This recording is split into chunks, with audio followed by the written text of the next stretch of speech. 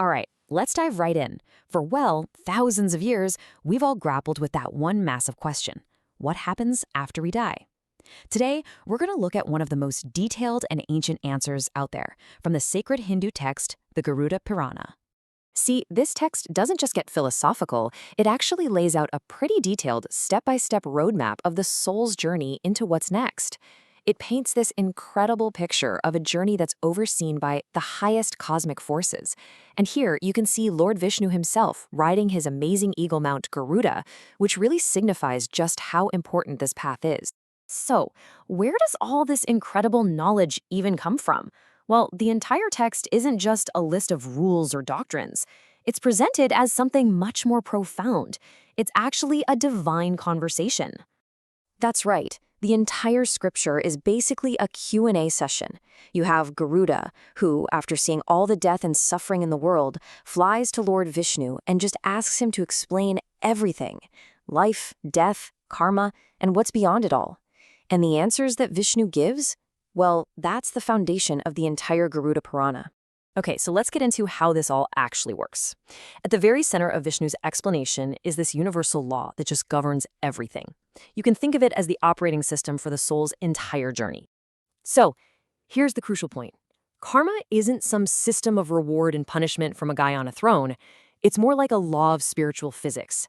Every single action, every thought, every little intention, it's all an entry into a cosmic account book that, eventually has to be balanced. And the text gets incredibly specific about what creates this negative karma. It really pinpoints desire, anger, and greed as these three primary poisons. And this illustration here shows that direct link. A life that's dominated by these qualities leads straight to those fiery realms of purification you see down at the bottom. It's a clear cause and effect. And this is brilliant. It shows how our actions are then colored. The text talks about these three fundamental qualities, the gunas, that influence our behavior. So a life lived in sattva, or goodness, is going to elevate the soul. A life full of rajas, that restless passion that kind of keeps you here in the human world of ups and downs.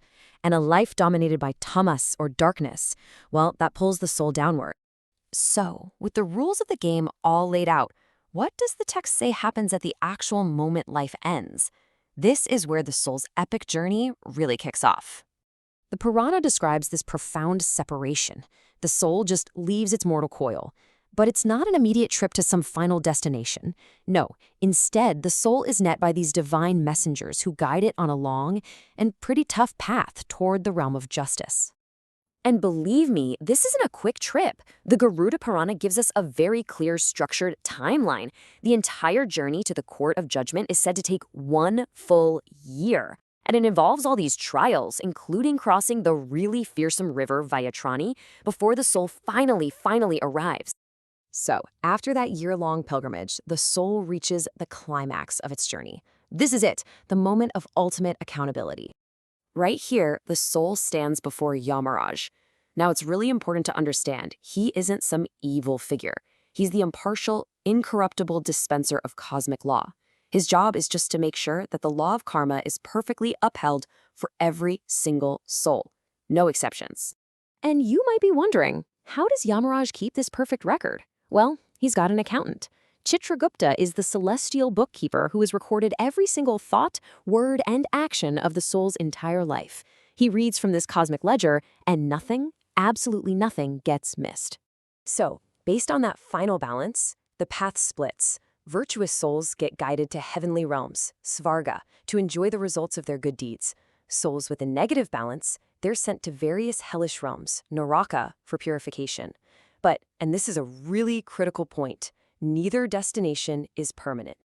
Okay, so if both heaven and hell are just temporary stops, what's the final destination? This brings us to the ultimate goal of this entire process. After all that good or bad karma has been exhausted, the soul is sent back to be reborn. This is the great wheel of samsara. The soul takes on a new body to keep evolving, to learn more lessons, and to keep balancing that karmic account. This slide just captures the fundamental choice so well. On one side, you've got Yamaraj, representing the law of consequence that keeps that wheel of samsara turning. And on the other, you have Lord Vishnu, who represents the path to get off the wheel entirely, through devotion and righteous action. So the soul can either repeat the journey or transcend it. And that final transcendence, that's called moksha. This isn't just about going to a better place. It's about ending the journey altogether. Moksha is the ultimate freedom, the end of all suffering, when the individual soul finally merges back with that universal divine consciousness. That's the end game. And so, this incredible ancient text leaves us with a pretty profound question, doesn't it? Are we meant to take this as a literal, factual map of the afterlife? Or is it a powerful and timeless allegory, a symbolic guide that's really designed to teach us how to live a meaningful, moral, and conscious life? Right here, right now. The text gives us the map. How we read it is the real journey.